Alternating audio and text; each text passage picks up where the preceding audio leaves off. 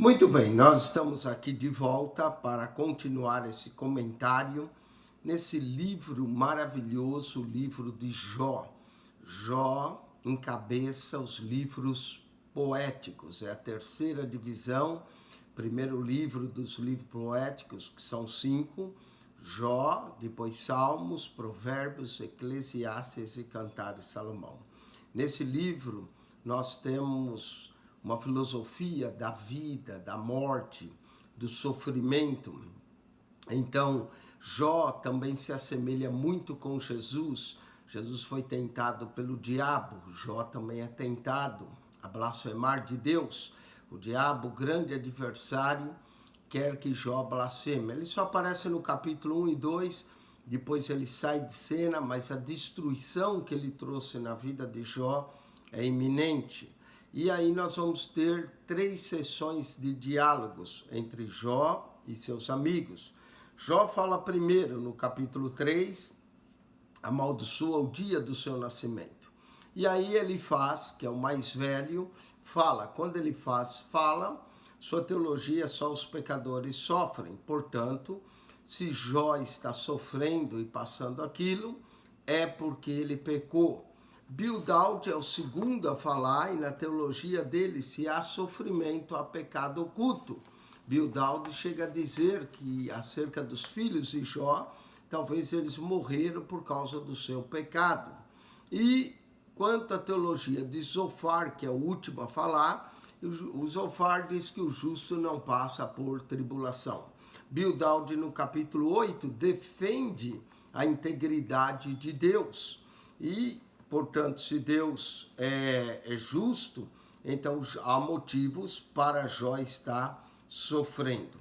Agora o capítulo 9, 9 e 10, Jó responde a Bildad e Jó vai afirmar a sua integridade e a sua justiça, e depois Zofar vai falar. No capítulo 9, Jó vai desafiar e dizer quem ousa desafiar a Deus nessa defesa dele. Depois, Jó, no verso 14, ele até o verso 24, Jó vai defender sua integridade. Jó vai dizer, sou justo e íntegro, e de fato ele era. Deus não me considera, mas Deus não o considerava inocente. Aí ele dá livre curso à sua queixa no capítulo 10, e ele declara que Deus vai reduzi-lo ao pó e pede para que Deus o deixe em paz no final do capítulo 10. E aí então Zofar agora vai falar, e essa sessão Zofar fala no capítulo 11, Jó defende-se no capítulo 12, 13 e 14. Os amigos de Jó, você vai notar nos discursos, que eles vão diminuindo a fala, e Jó vai falando cada vez mais. Jó vai ganhando o argumento, falando cada vez mais, e seus amigos cada vez mais. São 3 sessões de diálogo, a primeira vai do capítulo 3 ao capítulo 15, a mais longa. A segunda vai do capítulo 15 ao 22, e a última sessão vai do 22 ao 25. E depois Jó fala do 26 em diante. Jó vai falar até o capítulo 33, quando Eliú então vai se pronunciar. Muito bem, então vamos para essa resposta aqui a Bildad. Jó vai confessar a justiça de Deus e vai pedir alívio à sua miséria. Capítulo 9. Então Jó respondeu e disse, na verdade sei que é assim. Ele começa concordando com Bildad. Na verdade sei que é assim, porque como se justificará o homem para com Deus? É como Paulo disse, não há um justo nem sequer um. Como Bildad no capítulo 8, Bildad defende a justiça de Deus, agora Jó diz, na verdade eu sei que é assim, porque como justificará o homem para com Deus? Se quiser contender com ele, nem a uma de 1000 coisas lhe poderá responder. O próprio Jó declara que quando Deus pergunta, nem a uma de 1000 coisas que Deus pergunta, o homem pode responder. E nós vamos ver isso do capítulo 38 até o 41, quando Deus fala, nós vamos ver que não há nenhuma resposta que o homem pode dar. Jó vai declarar a sabedoria de Deus aqui. Capítulo 9, verso 4. Ele é sábio de coração, poderoso em forças. Quem se endurece contra ele teve paz. Ou seja, o homem não pode lutar com Deus. Ele é o que transporta as montanhas sem que o sinta, e que o seu furor as transtorna. Deus pode fazer uma montanha toda desaparecer e transportá-la, não é? Esse também é o poder da fé. Aquele que tem fé move as montanhas, né? Jesus falou. E o que remove a terra do seu lugar, e as suas colunas estremecem, né? Aqui está falando de terremotos. Deus pode remover a terra do seu lugar, fazer toda a terra tremer. O que fala ao sol e ele não sai, né? Deus, se quiser que escureça, não sai o sol. E cela as estrelas, o que sozinho estende os céus e anda sobre os altos mar.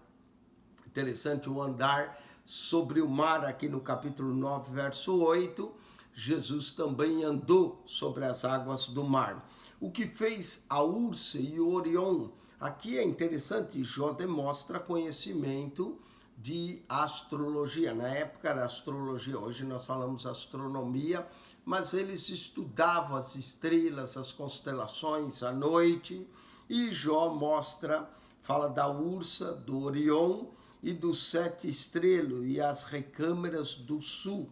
Essa descrição astronômica é perfeita, porque existe o cinto de Orion no céu, né, na constelação, a Ursa e os 7 estrelas e as recâmeras do sul. O que faz coisas grandes se não pode esquadrinhar, e maravilhas tais que se não pode contar. Então aqui Jó está descrevendo a integridade de Deus e dizendo que ninguém pode desafiar a Deus e vencer ou contender com ele e ter paz. Continuando, eis que arrebata a presa, quem lhe fará restituir? Quem lhe dirá, que fazes? Como é que o homem pode dizer a Deus o que Deus faz? Não é? Deus é soberano. Deus não revogará a sua ira. Debaixo dele se encurvam os auxiliadores soberbos. Então toda pessoa soberba acaba se prostrando diante do Senhor. Mas Jó vai decretar a sua integridade no capítulo 9, do verso 14 ao 24. Quanto menos lhe poderei eu responder? E de fato Jó não vai responder a Deus quando Deus lhe pergunta, ou escolher diante dele as minhas palavras. A ele, ainda que eu fosse justo, não lhe responderia. Antes, ao meu juiz, pediria misericórdia. Ou seja, Jó não se atreve a responder a Deus. Por isso, quando Deus pergunta, ele não se atreve. A única coisa que ele pede, e chama Deus aqui de juiz, misericórdia, não é? Tem misericórdia de mim. Jesus fala isso, que 2 homens subiram ao templo para orar, Lucas 18, e um dizia o quanto ele era bom, quanto jejum ele fazia, porém o outro batia no peito e dizia, tem misericórdia de mim. Aqui tem a ver com Jó 9:15. Ainda que chamasse a ele, me respondesse, nem por isso creria que desse ouvidos à minha voz. Não é? Aqui Jó está falando com relação à sua queixa, né? Quem é que pode se queixar o homem diante de Deus? Porque me quebranta como uma tempestade. Jó sabia que ele estava sendo quebrado por Deus, Deus estava o quebrando, e nesse quebrar mostrava ainda mais humildade, porque me quebranta como uma tempestade e multiplica as minhas chagas sem causa. Jó sentia suas chagas, mas ele dizia que não havia causa para isso, porque ele procurou sempre ser justo, íntegro, nem me permite respirar, antes me farta de amarguras. O que Jó está dizendo, até o fôlego lhe faltava devido às amarguras. Essa doença também, pandemia, muita gente tem dificuldade no respirar, Foi o que Jó passou. Ele não estava com coronavírus, mas ele disse, nem me permite respirar, antes me falta de amarguras, não é? Um respiro tranquilo, um respiro doce, mas a amargura era tanta que não dava nem sequer para respirar direito. Quanto às forças, eis que ele é o forte. Quem é que pode lutar com Deus, né? Todo-Poderoso, tem toda a força. E quanto ao juízo, quem me citará com ele? Ele é o juiz de toda a terra. Se eu me justificar, a minha boca me condenará. No ato de tentar se justificar a si mesmo, o homem não pode se justificar diante de Deus. Mas a minha boca me contenderá. Se reto me disser, então me declarará perverso. Ainda que perfeito, não estimo a minha alma, desprezo a minha vida. O que Jó sentia era um verdadeiro desprezo por viver daquela forma, viver no sofrimento. A coisa é essa, por isso eu digo que ele consome ao reto e ao ímpio, matando o açoite e de repente então se ri da prova dos inocentes. Lembra que Provérbios, quando fala que me rirei quando se perder, né, porque não ouviu o conselho de Deus. A terra é entregue às mãos do ímpio, Deus cobre o rosto dos juízes, e se não é ele, quem é logo? Então, até no julgar, Deus pode cobrir o rosto do juiz, se não é ele, quem é que faz isso? E os meus dias, agora Jó vai falar da brevidade da vida, não é? E os meus dias são mais velozes do que um corredor. Fugiram e nunca viram o bem. Não é que Jó nunca tinha visto o bem, agora ele estava esquecendo de todo o bem que ele estava passando. No meio do sofrimento, a gente esquece os dias bons, os dias alegres, não é? Porque nós focalizamos naquele momento, e era o que Jó estava passando. Passam como navios veleiros, os navios que passavam, como a águia é veloz, o que se lança à comida. Se eu disser, eu me esquecerei da minha queixa, mudarei o meu rosto e tomarei alento. Receio todas as minhas dores, grande era a dor. Também no fato de Jó mencionar suas dores, é uma tipologia de Cristo na cruz, as dores que Jesus passou por nós. Receio todas as minhas dores, porque bem sei que me não terás por inocente. Jó sabia que ele não era totalmente inocente diante de Deus, e Deus não o teria. E sendo eu ímpio, por que trabalharei em vão? Ainda que me lave com água de neve e purifique as minhas mãos com sabão, mesmo assim me submergirás no fosso, e as minhas próprias vestes me abominaram. Mas Jó está falando, seu sofrimento é tão grande que ainda que Deus o lavasse com água e purificasse, ele ainda continuava impuro, porque ele não é homem. Essa é a grande verdade. Deus, e os Salmos também diz, Deus não é homem para que minta, nem filho do homem para que se arrependa. Porque ele não é homem como eu. Mas aqui é interessante, no 9:32, quando Jó diz, ele não é homem como eu, o que Jó, na verdade, está pedindo?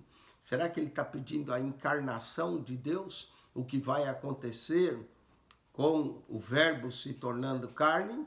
Porque muita gente dizia, Deus não sabe a minha dor, Deus não entende, ele é Deus. Mas quando Deus se torna homem na pessoa de Jesus, agora Deus sabe o que nós passamos. Inclusive o livro de Hebreus diz que ele foi tentado em tudo sem pecado, por isso pode se compadecer de nós. 9:32 é um pedido da encarnação do verbo, porque ele não é homem como eu, a quem eu responda, vindo juntamente a juízo. Não há entre nós árbitro. Olha, Jó quer um árbitro. Jó pede por um advogado, alguém que o defenda entre ele e Deus. Muita gente diz que ele está pedindo pela pessoa, a encarnação de Jesus, e que Jesus seja o árbitro. Não há entre nós árbitro que ponha a mão sobre nós ambos. tire ele a sua vara de cima de mim. O que Jó pede é que Deus alivie o seu sofrimento e não me amedronte o seu terror. Então falarei e não o temerei, porque assim não estou em mim. Note que a dor era tanta, o sofrimento era tanto, que Jó chega a declarar que ele não estava nele mesmo, né? De tanta dor. Esse sofrimento pode levar o homem até a loucura, não é? Então, é normal se Jó falasse alguma coisa, e agora ele vai dar, no capítulo 10, livre curso à sua queixa. Ele quer se queixar sim, porque a sua dor, o peso da mão de Deus está grande sobre ele. A minha alma tem tédio de minha vida. Darei livre curso à minha queixa. Falarei na amargura da minha alma. Note que ele está dizendo que as suas palavras agora e a sua queixa é devido à sua amargura, que é grande. Direi a Deus, não me condenes. Faz-me saber por que contendes comigo. Jó queria saber o porquê do seu sofrimento. Por que Deus estava permitindo ele passar tudo aquilo? Parece-te bem que me oprimas? Será que te agrada que eu seja oprimido? Que rejeites o trabalho das tuas mãos e resplandeça sobre o conselho dos ímpios? O que Jó está sofrendo era como se ele tivesse sido grande ímpio mesmo. Tens tu, porventura, olhos de carne? Vê tu como vê o homem? Interessante. 10:4 mencionava vê tu como vê o homem. Quando Deus mandou Samuel ungir a Davi, um dos filhos de Jessé, nós sabemos que depois era Davi, mas Samuel não sabia. Assim que entrou o primeiro filho de Jessé, ele pensou, é esse ungido do Senhor. E Deus lhe disse, Samuel, eu tenho rejeitado, porque Deus não vê como o homem vê. E aqui em Jó 10:4, nós temos essa afirmação, tens tu porventura olhos de carne, vês tu como vê o homem? Deus não vê como o homem vê, o homem vê o exterior, Deus vê o coração. E por isso que Jó, quando orava, dizia, porventura, meus filhos blasfemaram Deus no seu coração. São os teus dias como os dias do homem? O homem é finito, o homem é temporal, o homem nasce, cresce, morre, o homem está aqui só por um tempo. Deus é eterno. E olha que beleza de declaração. São os teus dias como o dia do homem? Ou são os teus anos como os anos de um homem? Os anos de Deus são eternos, não são como os anos do homem. Para te infortunares da minha iniquidade e te averiguares o meu pecado. O homem é pecador, Deus é santo. Bem sabes tu que eu não sou ímpio. Né? Jó declara a sua integridade. Jó declara que o que ele está sofrendo é para um ímpio, não é para ele. Todavia ninguém há que me livre da tua mão. Jó queria um mediador entre ele e Deus, que livrasse. As tuas mãos me fizeram e me entristeceram. Aqui lembra o Salmo 139, né? Quando eu estava ainda no ventre de minha mão, tuas mãos me formaram e entremeceram, e todavia me consome. Senhor, tu me fizeste, por que me consome dessa forma? É o que Jó está perguntando. Peço-te que te lembres de que como barro me formastes. Olha a declaração da criação aqui, Gênesis 2:7. Hoje nós temos o livro de Gênesis, mas aqui é interessante, retrata o livro de Gênesis.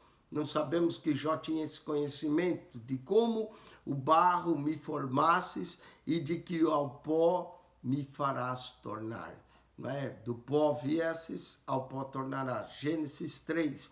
Hoje nós temos a felicidade de ter a Bíblia e podemos ler Gênesis, podemos ler Jó, mas aqui Jó não tinha, não é isso. Por isso que alguns atribuem, quem escreveu esse livro deve ter sido Moisés mesmo. Moisés escreve como o homem foi formado do barro, do pó da terra, e que ao pó tornarás. Jó 10:9 faz essa declaração. Porventura não me vazás como leite e como queijo que não coalhastes, não é? O leite, quando é usado para coalhada, forma o queijo. De pele e carne me vestistes. Olha a formação do homem. De pele e de carne me vestistes. E de ossos e nervos me entrecesses. Aqui está descrevendo como o homem tecido. Por causa dos nervos é que nós sentimos a dor. E a dor nos mantém mais humildes, mais dependentes de Deus. Né? Jó descreve ossos, Jó descreve nervos, Jó descreve pele, carne. E verso 12, vida e beneficência me concedesse, e o teu cuidado guardou o meu espírito. Mas essas coisas as ocultasses no teu coração. Jó está falando, Senhor, será que o Senhor se esqueceu que eu sou de osso, carne, nervo? Bem sei eu que isso esteve contigo. Se eu pecar, tu me observas. Em outras palavras, ninguém escapa dos olhos de Deus. Deus vê tudo. Se eu pecar, tu me observas. E da minha iniquidade não me excusarás. Se for ímpio, ai de mim, não é? Sendo justo, ele já estava sofrendo tanto, imagine se ele fosse ímpio. Então ele declara, ai de mim. E se for justo, não levantarei a cabeça. Mesmo sendo justo, não vou me orgulhar da minha justiça. Cheio estou de ignomia. Ignomia significa desprezo. E olho para a minha miséria. Jó contemplava agora a sua própria miséria. Tanto financeira, quando ele perdeu todos os animais, sua miséria em perder seus filhos e sua miséria em perder sua saúde. Porque se me exalto, tu me caças. Não é? O homem não pode se exaltar diante de Deus. A melhor coisa é se humilhar. Tiago diz, humilhai-vos perante a potente mão de Deus, que a seu tempo ele vos exaltará. Porque se me exalto, tu me caças como um leão feroz. E de novo fazes maravilhas contra mim.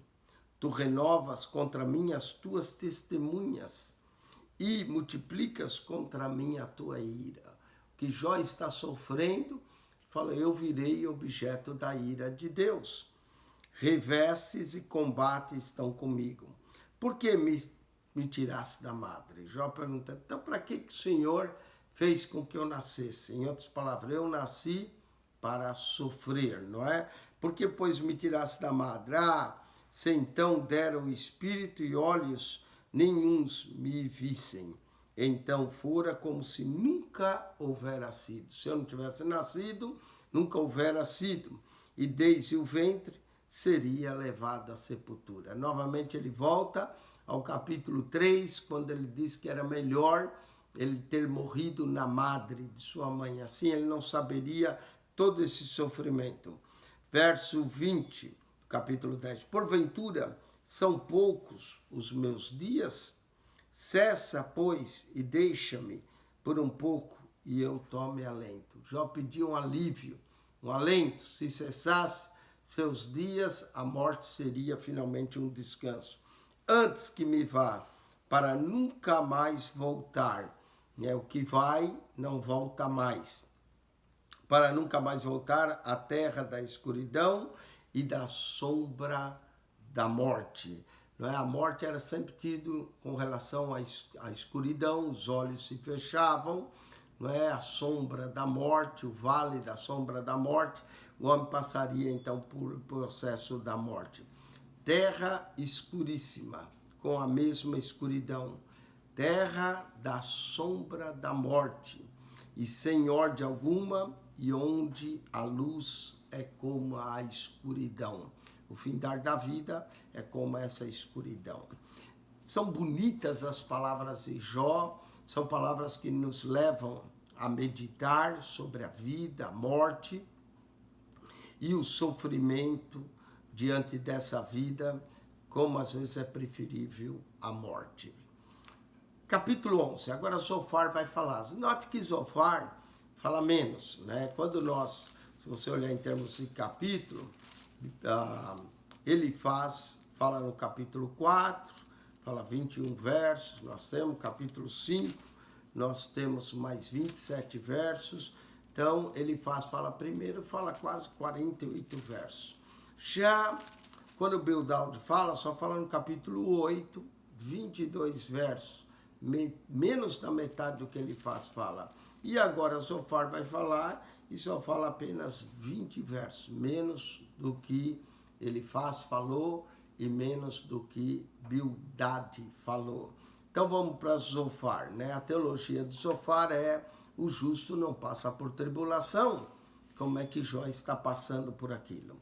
Então respondeu Zofar, o Namatita, e disse: porventura não se dará resposta à multidão de palavras? Ele está falando que Jó é um falador, né? Jó fala muito. E realmente ele fala: será que nós não temos uma resposta para essa sua multidão de palavras? Ele vai chamar o patriarca Jó de falador. E o homem falador será justificado? Ou seja, em muitas palavras, às vezes a gente erra, não é? Meu sogro costumava dizer: o que fala muito, erra muito. Às vezes que sejam poucas as tuas palavras, principalmente diante do Altíssimo. As tuas mentiras, agora ele vai chamar Jó de mentiroso. Olha a acusação dos seus amigos. As tuas mentiras se hão de calar os homens? E zombarás tu sem que ninguém te envergonhe? Né? Em outras palavras, Jó estava sofrendo aquilo, ele estava sendo envergonhado. Pois tu disseste: a minha doutrina é pura, limpo sou aos teus olhos. Os amigos de Jó se ofendem por Jó dizer que ele é limpo, que ele é justo diante de Deus. Ou seja, nenhuma alma pode se justificar, e Jó admitiu isso no início do capítulo 9.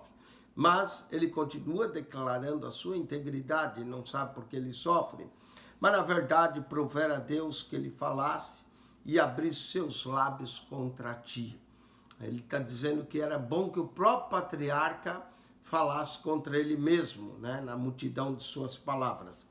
E te fizesse saber os segredos da sabedoria. A sabedoria possui alguns segredos, que a multiplice em eficácia, pelo que sabe Deus exige de ti mesmo do que merece a tua iniquidade. Zofar realmente está vendo: Jó, não é possível, você tem que estar passando e Deus está exigindo de ti a tua própria iniquidade. Talvez porque você fale demais, é o que Zofar acusa Jó. E quem fala muito erra muito, e o teu falar está na tua iniquidade. Jesus falou: isso pelas tuas palavras será justificado e por elas será condenado. Mateus capítulo 12, verso 36. Porventura alcançarás os caminhos de Deus, ou chegarás à perfeição do Todo-Poderoso? Quem é que pode entender os caminhos ou a perfeição do Todo-Poderoso? Como as alturas dos céus é a sua sabedoria, que poderás tu fazer? Mais profunda é ela do que o inferno, que poderás tu saber? Olha, a sabedoria de Deus é como as alturas do céu e como as profundezas do inferno. É mais profunda do que o inferno, de acordo com Zofar. Mais comprida é a sua medida do que a terra, e mais larga do que o mar. Ou seja, Zofar exalta a sabedoria e o conhecimento que Deus tem, e faz uma comparação que ela é mais alta do que os céus, mais profunda do que o inferno, mais comprida do que a medida da terra e mais larga do que o mar. Que grande sabedoria a do eterno, do Deus Todo-Poderoso. Se ele destruir e encerrar ou juntar, quem o impedirá, não é? Aqui lembra o profeta Isaías: agindo Deus, quem impedirá, né? Operando eu, quem impedirá? Então, 11:10, Zofar declara isso. Porque ele conhece os homens, verdade pura. Deus é que nos conhece. E conhece os homens vão e vê o vício e não o terá em consideração. Quando Deus vê tudo, será que Deus não vai considerar essas coisas? Mas o homem vão é falto de entendimento. O homem vão, o homem que passa, vão é falta de entendimento. Sim, o homem nasce como a cria do jumento montês. Se tu preparaste o teu coração, estende as tuas mãos para ele. Não é? O homem, existe uma certa comparação entre a vida dos homens e a dos animais aqui. Se a iniquidade na tua mão, lança para longe. Ei, Jó, a coisa mais certa é que se você tem iniquidade, afasta-te dela. Porque pelo que Jó estava sofrendo, a conclusão dos amigos é: Jó, você só pode ter pecado. Então, lança a tua iniquidade para longe de ti e não deixes habitar a injustiça nas tuas tendas. Porque então o teu rosto levantarás sem mácula e estarás firme e não temerás. Porque te esquecerá dos trabalhos e te lembrará deles como das águas que já passaram. Aquela velha ditada, águas passadas não remove moinho, não é? As águas que já passaram. E a tua vida mais clara se levantará do que o meio-dia. Se Jó lançasse a iniquidade, se Jó se convertesse, que é o que seus amigos estão pedindo, para que Jó possa voltar a brilhar novamente. Que ainda, e a tua vida mais clara se levantará do que o meio-dia, e ainda que haja as trevas, será como amanhã. O justo é como a luz da aurora, vai brilhando, brilhando até ser dia perfeito. E terás confiança, porque haverá esperança. Nós já falamos um pouco da esperança no livro de Jó, e novamente continua falando da esperança. Porque terás confiança, porque haverá esperança. Olharás em volta e repousarás seguro. E deitar-te-á, e ninguém te espantará. Muitos acariciarão o teu rosto. Falou, se você deixar tua iniquidade, Jó, tua luz irá brilhar, você vai deitar em paz, será, e muitos vão até acariciar o teu rosto, mas os olhos dos ímpios desfalecerão, e perecerá o seu refúgio, e a sua esperança será o expirar da alma. Ou seja, para o ímpio, a única esperança é a morte. E com isso Zofar termina. Zofar fala menos, por isso ele condena Jó de ser falador, e ele mesmo não é tão falador quanto ele faz, Bildade. Agora Zofar fala menos, mas mesmo assim acusa o patriarca de duas coisas: de ser um falador e de errar nas suas palavras, e por isso Deus o pune. Com isso nós terminamos capítulo 12, 13 e 14. Jó vai responder a Zofar. Jó, de fato, fala mais do que seus amigos, não é? Mas ele quer multiplicar a sua justiça e, de alguma forma, ele está justificando que não há razão para aquilo que ele está sofrendo. Pelo menos Jó não vê essa razão. Com isso nós terminamos. Se você gostou desse comentário, leia esses capítulos novamente, medite, há muita riqueza aqui. E aí coloque aí um sinal de joinha, ajude também a nos divulgar. Esse é o único canal no YouTube que comenta a Bíblia de forma sistemática, capítulo por capítulo, verso por verso, te leva a meditar, a entrar no livro e se aprofundar cada vez mais nas Escrituras. Examinar as Escrituras, porque cuidais ter nela a vida eterna, e são elas que de mim testificam, disse Jesus. Eu não consigo ler o livro de Jó sem ver Jesus aqui, no meio do sofrimento, no meio das dores, de tudo aquilo que Jesus passou por nós. Amém? Que Deus te abençoe, que a graça de nosso Senhor e Salvador Jesus Cristo seja contigo, e o amor de Deus, nosso Pai, e a comunhão do Espírito Santo. Quem esteve convosco, mais uma vez, Pastor Eugênio Piacentini. Amém.